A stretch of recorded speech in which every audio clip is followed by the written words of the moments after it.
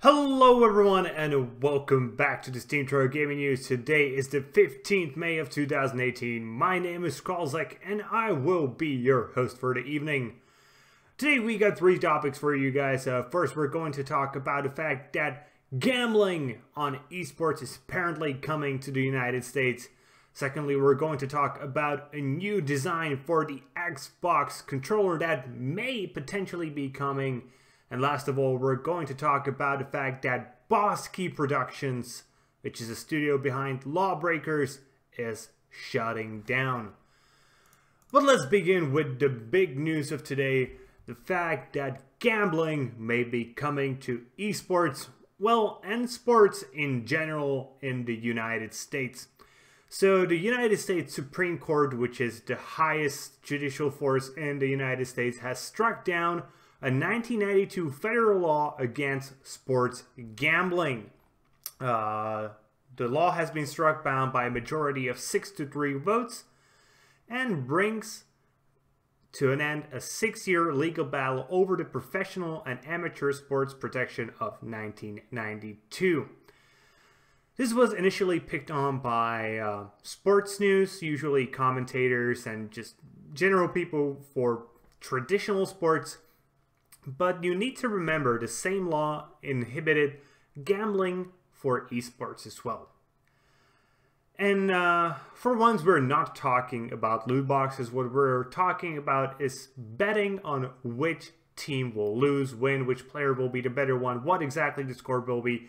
If you ever bet on any sort of sports, let's say for Europeans, football, for American soccer, if you ever bet that Arsenal will win against Barcelona, well, that's exactly what it was prohibited under this law. Interesting enough, this will have pretty surely a big impact on the esports industry as a whole.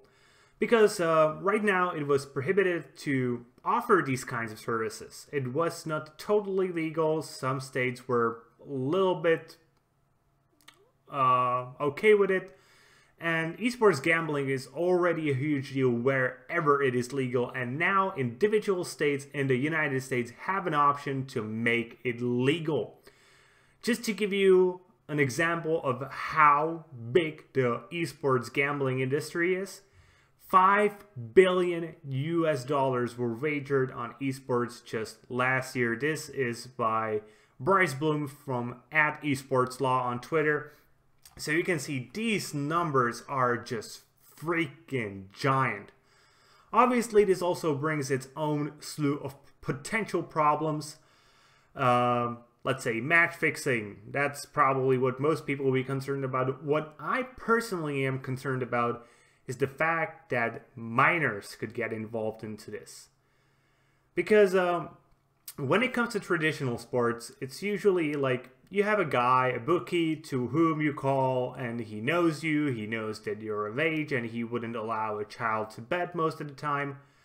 But esports, I'm betting this, the gambling scene will be quite different. It will mostly be held online, and I'm not saying that the majority of bets aren't held online these days for regular sports as well.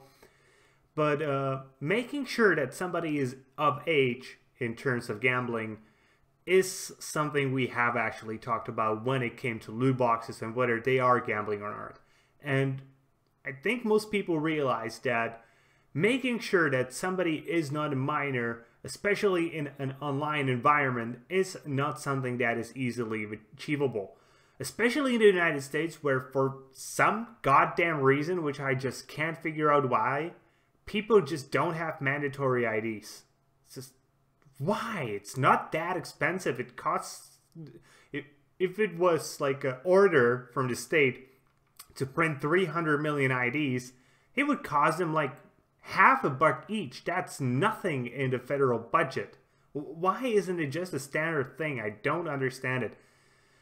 But since it's not such an easy thing, apparently, then just making sure somebody is of age can be a potential problem. You would need to either use your driver's license, but what if you don't have a driver's license? What if you just don't want to drive, so you never bothered to make a driver's license?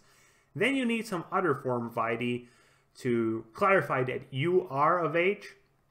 And yeah, children going into betting is, again, not a good thing. It potentially has huge monetary repercussions. It potentially can bring on an addiction, and none of those things are something we should employ on our children. We need to be really careful about how exactly this is handled. And while I'm sure there will be plenty of states that will want to make gambling on esports legal because it will be another source of income for the taxes for them, I'm hoping the number will be minimal, though I'm pretty sure it won't. Okay, that's it for that piece of news. Our second piece of news is about a potential new Xbox controller designed specifically for the ease of accessibility. This was a leak of an image. Let me actually show you the image. It's quite weird. I really want to hear other guys' thoughts on this. Watch this controller. Will it load? Yeah, here it is.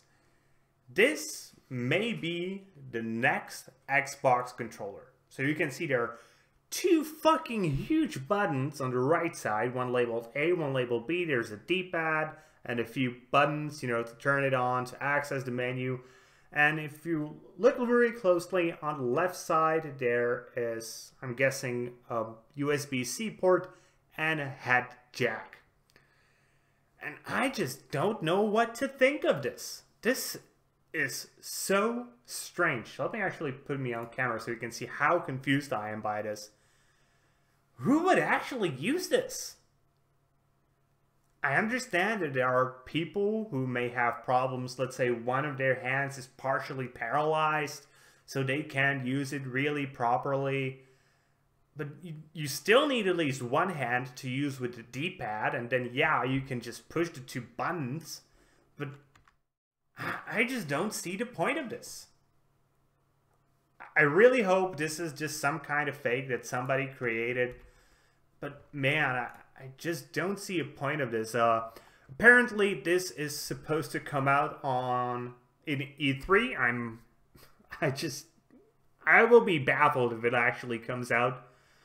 Though, if it does, then kudos to Microsoft for thinking of the partially one-hand disabled people. I don't think that's a huge market, but sure, if you want to, you can obviously make it. I don't think it will be profitable, and that's the point, no? To be profitable. I really want to hear your guys' thoughts on this controller. Would you use it? Can you see situations where having just two huge buttons would be advantageous compared to the traditional design of an Xbox controller, or even a PlayStation controller if you're a fan of PS4? I just don't get this. Really. Completely baffled by this. And our last piece of news is about the fact that Boskie Productions are shutting down. If you don't know what Boskie Productions are, it is the studio ran by Cliff Bleszinski that is behind such games as Lawbreakers or Radical Heights. And the game titles are probably telling you all you need to know. Lawbreakers was a game that just didn't succeed. It had like 20 people playing it 2 weeks after it released. It was just a giant flop that cost a lot of money because it was a AAA production. And the same can be said about Radical Heights, which is a game that came pretty early into early access, as the studio was obviously starved for money and lost 82% of its player base just after 2 weeks of being in early access. It was a battle royale game. It was obviously the studio just in a desperate need of money, trying to cash in on the popularity of the battle royale genre, and it just didn't work. Cliff Bleszinski actually had a statement released, so I will read the statement to you guys. As of today, Boskie Productions is effectively no more. 4 years ago, I set out to make a world-class video game studio, and I hired some of the best talent in the video game industry. They worked tirelessly to produce quality products, and while we had our ups and downs, I'd like to think we had fun doing it. Lawbreakers was a great game that unfortunately failed to gain traction, and in a last-ditch attempt, we scrambled to do our take on the huge Battle Royale genre with Radical Heights, which was well received. However, it was too little, too late. As for myself, I am going to take some time off and reflect. I need to focus on myself and family, as well as Aussie Teddy, who is slowly fading from us. By the way, that's his dog. Video games will forever be a part of who I am, and I hope to make something new again someday. However, I need to withdraw and take this time. To those of you who have supported myself and the studio these last few years, thank you for the bottom of my heart and everyone who came to work for me. Please note that servers for Radical Heights will remain up for the near future. Thanks again, Cliff. So yeah, I think this was just him being way too ambitious with his games. I don't honestly think Lawbreakers was that good of a game. It didn't fit the current gaming market at all, with the popularity of PUBG being evident at that time. And Overwatch already holding up the, let's call it, arena shooter genre. I know it's not exactly arena shooter, but you know what I mean. On top of that, the gameplay felt really sloppy. The gravity mechanic wasn't really well done, in my opinion. The combat in general felt slow, and once one team gained traction, it was almost impossible to beat them. I know I didn't enjoy Lawbreakers at all. Like, at all. I had zero fun playing that game. I haven't played Radical Heights. I have heard a few people saying that it is decent, but they will stick to Fortnite or PUBG, which one of them they prefer. I honestly think that the Battle Royale genre is mostly saturated for the moment. Only thing that's missing currently, I think, is a small-scale Battle Royale game with like 10 players tops, and from the ones I have tried out, I think Darwin Project is actually closest to what may be interesting, though I am somewhat scared. And actually, I'm really looking forward to how they deal with the director mechanic that's in that. But yeah, they were just too overambitious at Boskie Productions. It's a shame. They produced games that looked awesomely, but they needed better management. Somebody to look over their project to see whether it is something that is fitting to the current market, whether it is not going to an overly saturated market, and obviously they haven't really done that. Sad thing. Interestingly, Blizzard actually replied to Blazinski's statement. Was more specific, it was Blizzard Careers, who offered their condolences and encouraged affected employees to explore Blizzard's more than 200 job postings. Seems Blizzard is working on something big and they're of dire need of AAA guys, so maybe we will see something new out of Blizzard, but you know, Blizzard tends to be secretive until their project is essentially in a stage where any other studio would just publish it. But Blizzard spends another year polishing every single thing, so it comes out and it works perfectly. That's something you just have to admire Blizzard for.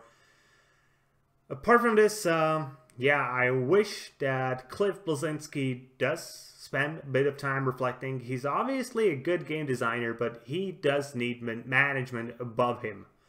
I don't think he should be leading another studio. I think he should be maybe like the lead designer, but he needs some overview. And hopefully everyone who got affected by this will find a good job and will just flourish. And with that being said, that's going to be it for today, guys. I hope you enjoyed today's video. If you did, please consider giving us a thumbs up here on YouTube and subscribing to the channel. If you're watching on Steam, maybe you want to give us an upvote and follow the blog. Either way, be sure to leave a comment and be sure to tune in tomorrow as we got more gaming news for you tomorrow, as we are your daily source of daily gaming news every single day. See you guys later with more gaming content.